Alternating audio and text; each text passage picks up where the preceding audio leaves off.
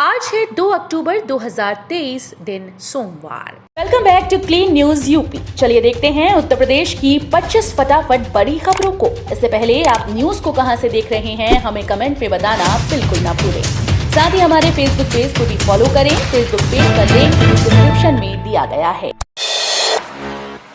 UP के किसानों को इस योजना का लाभ दिलाने के लिए घर घर पहुंचेंगे अधिकारी। प्रदेश में अधिक से अधिक किसानों को प्रधानमंत्री किसान सम्मान निधि योजना का लाभ दिलाने के लिए मुख्यमंत्री योगी आदित्यनाथ ने 15 अक्टूबर अभियान के तहत आधार सीडिंग व ई-केवाईसी कराने का निर्देश दिया है। न्याय, पंचायत व राजस्व के अधिकारी व कर्मी लंबित ई-केवाईसी की सूची के साथ घर घर जाकर किसानों से संपर्क करेंगे और ई-केवाईसी व आधार सीडिंग का कार्य पूरा कराएंगे। यूपी के जिले को सीएम योगी ने दी 550 करोड़ की सौगात। उत्तर प्रदेश के मुख्यमंत्री योगी आदित्यनाथ ने पूर्ववर्ती विपक्ष की सरकारों पर निशाना साधते हुए रविवार को कहा कि आजादी के बाद से सीतापुर की पवित्र भूमि की उपेक्षा की गई, मगर आज डबल इंजन की सरकार नैमिष तीर्थ के विकास के लिए महाअभियान चला रही है।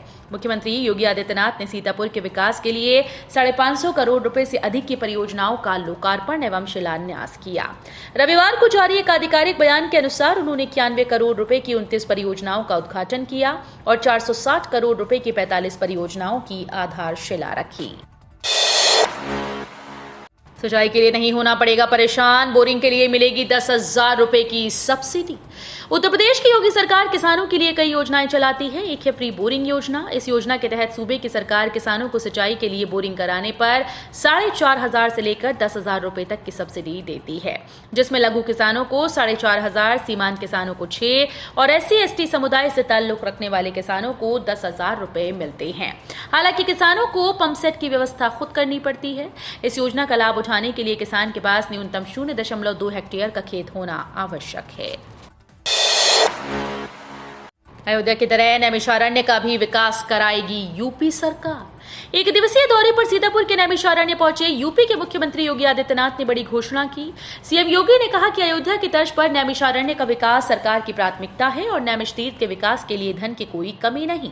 राज्य सरकार के एक प्रवक्ता ने यहां बताया कि नैमिषारण्य की एक दिवसीय दौरे पर आए आदित्यनाथ ने भी अपनी यात्रा के दौरान दर्शन किए, पूजा की और अनुष्ठान के अनुसार हवन किया। यूपी में धान, मक्का, बाजरा और ज्वार की खरीद कल से शुरू। यूपी सरकार की खरीफ विपणन वर्ष 2023-24 में मूल्य समर्थन योजना के तहत रविवार से पश्चिमी उत्तर प्रदेश और बुंदेलखंड में धान की खरीद शुरू हो रही है। इसके साथ ही धान, मक्का, बाजरा और ज्वार की भी खरीद शुरू हो रही है। प्रदेश के खाद्य आयुक्त सौरभ बाबू ने ये जानकारी दी। अब तक 1,63,061 किसानों का पंजीकरण किया जा चुका है। खाद्य आयुक्त ने बताया कि मोटे अनाजों के अंतर्गत प्रदेश में मक्का, बाजरा और ज्वार खरीद हेतु मक्का का न्यूनतम समर्थन मूल्य 2,090 रुपए प्रति क्विंटल, बाजरा का 2,500 रुपए प्रति क्विंटल, ज्वार 3,180 रुपए प्रति क्विंटल, ज्वार 3,225 रुपए प्रति क्विंटल और कोदो का समर्थन मूल्य 3,846 रुपए प्रति क्विंटल की निर्धारित दर से खरीद की जाएगी। डीएलएड पहले चरण के राउंड 3 का सीट अलॉटमेंट रिजल्ट जारी। उत्तर प्रदेश परीक्षा नियामक प्राधिकरण ने यूपी डीएलएड फेज 1 राउंड 3 का रिजल्ट जारी कर दिया। यूपी डीएलएड दाखिला प्रक्रिया में हिस्सा ले रहे छात्र फेज 1 राउंड 3 का रिजल्ट परीक्षा नियामक की वेबसाइट updled.gov.in पर जाकर चेक कर सकते हैं। दोबारा सक्रिय करें एंटी रोमियो स्क्वाड, अभियान चलाकर कार्रवाई करें। मुख्यमंत्री योगी आदित्यनाथ ने प्रदेश की कानून व्यवस्था को और भी बेहतर करने के लिए अधिकारियों को जिला स्तर से लेकर जोन स्तर पर समीक्षा बैठक करने के निर्देश दिए। उन्होंने कहा कि अंबेडकर नगर की घटना से पुलिस अधिकारी सबक लें और दोबारा ऐसी घटना न घटे, इसको लेकर अलर्ट रहें। पूरे प्रदेश में शोहदों पर नकेल कसने के लिए दोबारा एंटी रोमियो स्क्वाड को एक्टिव किया जाए और अभियान चलाकर कार्रवाई की जाए। नारी शक्ति के बीच वोट्स की ताकत बढ़ाएगी भाजपा, नई लीडरशिप तैयार की जाएगी। लोकसभा चुनाव के मद्देनजर महिला वोट बैंक साधने के लिए भाजपा बूथ स्तर पर महिलाओं से घर घर जनसंपर्क करेगी। पार्टी के प्रदेश मुख्यालय पर आयोजित बैठक में पार्टी की महिला जनप्रतिनिधियों को एजेंडा सौंपा गया। बैठक में निर्णय लिया गया कि बूथ स्तर पर महिलाओं से संपर्क कर उन्हें नारी शक्ति वंदन अधिनियम से मिलने वाले अधिकारों की जानकारी दी जाएगी। ग्रामीण व शहरी क्षेत्र में महिलाओं की यात्रा निकाली जाएगी। ग्रेटर नोएडा बनेगा एजुकेशनल हब, 5 कैटेगरी के लिए मांगे गए आवेदन। उत्तर प्रदेश को $1 ट्रिलियन की इकोनॉमी व देश के ग्रोथ इंजन के तौर पर स्थापित करने के साथ ही योगी सरकार प्रदेश को इमर्जिंग एजुकेशन हब बनाने पर फोकस कर रही है। यमुना एक्सप्रेसवे औद्योगिक विकास प्राधिकरण ने ग्रेटर नोएडा को एजुकेशनल हब के तौर पर विकसित करने के लिए रिक्त प्लॉट्स की बिक्री के लिए एक नई स्कीम जारी की है। ईडा ने सेक्टर 17A और 22E में 5 कैटेगरी के प्लॉट्स के लिए आवेदन मांगे हैं। किसानों के लिए उत्तर प्रदेश सरकार करने जा रही बड़ा ऐलान। 2022 के विधानसभा चुनाव में जब से उत्तर प्रदेश में एक बार फिर से योगी सरकार बनी और मुख्यमंत्री के तौर पर योगी आदित्यनाथ ने उत्तर प्रदेश की कमान संभाली, दूसरी बार मुख्यमंत्री बनने के बाद लगातार योगी आदित्यनाथ किसानों के लिए एक के बाद एक योजनाएं निकाल रही है। इस मौके पर हाल ही में लगने वाले मेले को लेकर चर्चाएं तेज हो गईं। बता दें कि उत्तर प्रदेश में कृषि कुंभ 2.00 को वैश्विक समारोह बनाने की तैयारी में मुख्यमंत्री योगी आदित्यनाथ पूरी तरह से जुटे हुए हैं। क्रूज उतारने के लिए रामगढ़ताल का जल स्तर बढ़ाने पर मंथन। बहुप्रतीक्षित क्रूज को रामगढ़ताल में उतारने के लिए ताल का जल स्तर बढ़ाने पर मंथन चल रहा है। क्रूज के निरीक्षण के दौरान मंडलायुक्त अनिल ढींगरा ने प्राधिकरण के उपाध्यक्ष और अभियंताओं को इसके लिए बैठक कर जल्द राहत तलाशने का निर्देश दिया। मुख्यमंत्री योगी आदित्यनाथ की मंशा के अनुरूप नवरात्र में क्रूज की अगर बात की जाए तो ये ताल में उतारने की तैयारी की जा रही है। 200 टन वजन का क्रूज बनकर बिल्कुल तैयार है। इसके संचालन के लिए ताल का जलस्तर कई जगहों विशेषकर ताल के किनारे पर्याप्त नहीं है। देश भर के 400 संत पहुंचे अयोध्या। श्री राम जन्मभूमि तीर्थ क्षेत्र ट्रस्ट के आमंत्रण पर रविवार को 400 से अधिक संत धर्माचार्यों ने राम मंदिर निर्माण की प्रगति देखी। राम जन्मभूमि परिसर से प्रगति देखकर लौटे संतों के चेहरे पर संतोष का भाव था। आंखें खुशी से सजल नजर आ रही थीं। जय श्री राम का उद्घोष उनका उत्साह प्रदर्शित कर रहा था। संत मंदिर की भव्यता से निहाल दिखे और बोले कि मंदिर के स्थापत्य कला में अयोध्या की मर्यादा संस्कृति झलक रही है। यह अद्भुत और दुनिया के चुनिंदा मंदिरों में से एक होगा।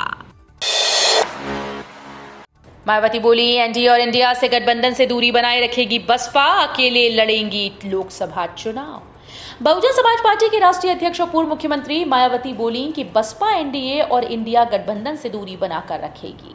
पूर्व की तरह पार्टी अपने बलबूते खुद को मजबूत कर लोकसभा चुनाव लड़ेगी। रविवार को बसपा प्रदेश कार्यालय में यूपी और उत्तराखंड के वरिष्ठ पदाधिकारियों और जिलाध्यक्षों के साथ लोकसभा चुनाव की तैयारियों की समीक्षा के दौरान उन्होंने कहा कि इस संबंध में फेक न्यूज का प्रचार प्रसार लगातार जारी है। सपा गांव मोहल्लों में चलाएगी स्टडी सर्कल, समझाएगी धर्म, जाति और कट्टरता से जुड़े मुद्दे। सपा अपने लोक जागरण अभियान के तहत 4 से 5 अक्टूबर को प्रतापगढ़ में प्रशिक्षण शिविर चलाएगी। पूर्व मुख्यमंत्री अखिलेश यादव समेत सपा के सभी प्रमुख नेता इसमें हिस्सा लेंगे। कार्यक्रम को सफल बनाने के लिए व्यापक तैयारियां की जा रही हैं। अखिलेश यादव नवरात्र पर करेंगे वीआईपी सीट्स के प्रत्याशियों का ऐलान।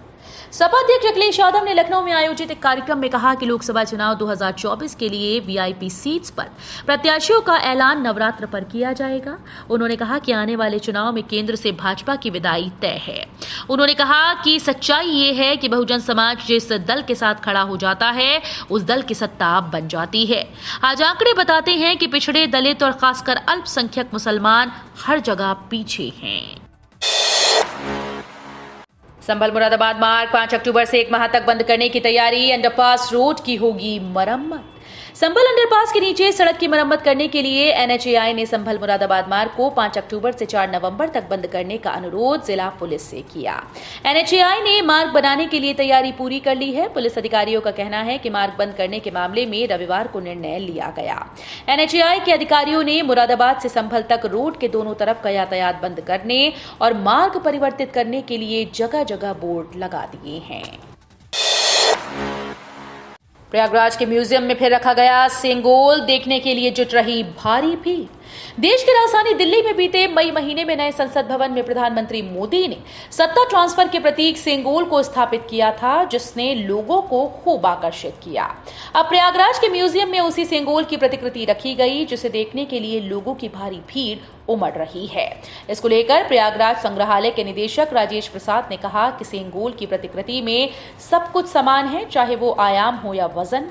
उन्होंने कहा कि प्रतिकृति के लिए सोने की परत वाली पीतल की सामग्री का उपयोग किया गया है।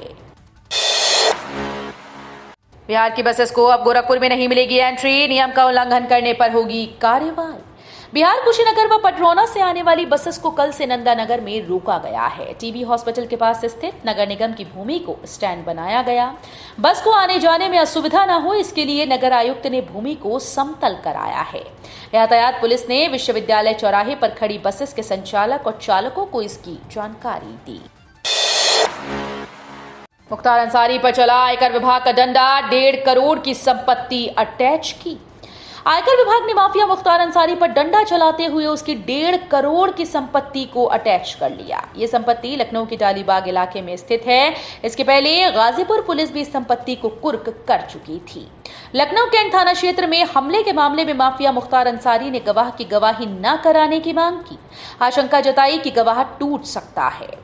एमपी एमएलए के विशेष न्यायाधीश हरबंस नारायण ने मुख्तार के गवाह रमेश की गवाही को समाप्त कर दिया। गोरखपुर वाटर स्पोर्ट्स कॉम्प्लेक्स, अब ज्यादा इंतजार नहीं। गोरखपुर रामगढ़ताल क्षेत्र में बने वाटर स्पोर्ट्स कॉम्प्लेक्स को तैयार करने में अब और देर नहीं लगेगी। संचालन जल्द शुरू होने की उम्मीद जगी है। इसके लिए जीडीए ने रिक्वेस्ट फॉर प्रपोजल जारी कर दिया है। 6 अक्टूबर को निविदा खुलेगी। फर्म की ओर से स्पोर्ट्स कॉम्प्लेक्स की देखरेख और अनुरक्षण का काम किया जाएगा। फेस्टिव सीजन से पहले महंगाई का बड़ा झटका, 209 रुपए बढ़े गैस सिलेंडर के दाम। देश में फेस्टिव सीजन से पहले महंगाई का बहुत बड़ा झटका लगा। ऑयल मार्केटिंग कंपनीज ने कमर्शियल एलपीजी गैस सिलेंडर के दाम बढ़ा दिए। इसके चलते 19 किलोग्राम वाले कमर्शियल एलपीजी सिलेंडर की कीमतें 1 अक्टूबर से 209 रुपए बढ़ गई। अगर दिल्ली की बात करें तो यहां अब ऐसे सिलेंडर का खुदरा बिक्री दाम कल से 1731.50 हो गया है। मेरठ में आज अंतर्राष्ट्रीय जाट संसद, सामाजिक व राजनीतिक ताकत दिखाने को एकजुट होंगे जाट। विश्व जाट एकता का झंडा बुलंद करने और सामाजिक राजनीतिक ताकत दिखाने के लिए 1 अक्टूबर को मेरठ के सुभारती विश्वविद्यालय के मांगल्य ऑडिटोरियम में अंतर्राष्ट्रीय जाट संसद का आयोजन होगा। इस संसद के बहाने विश्व जाट एकता का संदेश दिया जाएगा। दावा है कि पूरी दुनिया से हजारों की संख्या में जाट इसमें जुटेंगे। लंबे समय से अंतर्राष्ट्रीय जाट संसद के संयोजक रामावतार पलसानिया और परमेश्वर कलवानिया ने पश्चिमी उत्तर प्रदेश में डेरा जमा रखा है।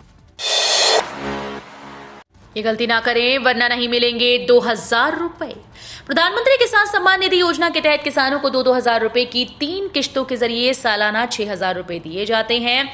ऐसे में ध्यान रखें कि योजना के तहत रजिस्ट्रेशन करवाते वक्त नाम, जेंडर, आधार नंबर, पता और अपनी अन्य जानकारी सही दें। किसी भी तरह की गलत जानकारी देने पर आपको योजना के तहत मिलने वाली राशि नहीं मिलेगी। साथ ही ई-केवाईसी न कराने पर भी आपकी किश्त अटक सकती है। पीएम मोदी ने अंकित बैनपुरिया के साथ किया श्रमदान। पीएम मोदी ने अंकित बैनपुरिया के साथ साफ सफाई की। इस दौरान दोनों ने फिटनेस स्वच्छता के साथ किस तरह से जुड़ी है इस पर बात की। अंकित ने पीएम को बताया कि वो पहले से ज्यादा अब लोग स्वच्छता के प्रति जागरूक हो रहे हैं। प्रधानमंत्री नरेंद्र मोदी ने स्वच्छता कार्यक्रम के तहत श्रमदान किया।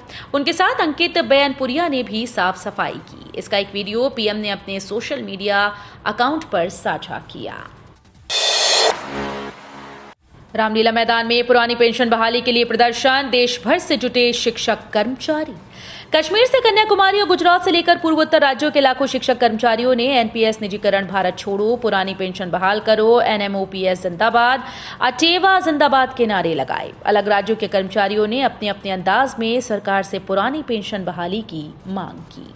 तो ये थी आज की 25 फटाफट बड़ी खबरें। अगर आपको न्यूज पसंद आई हो तो वीडियो को लाइक और शेयर जरूर करें। धन्यवाद।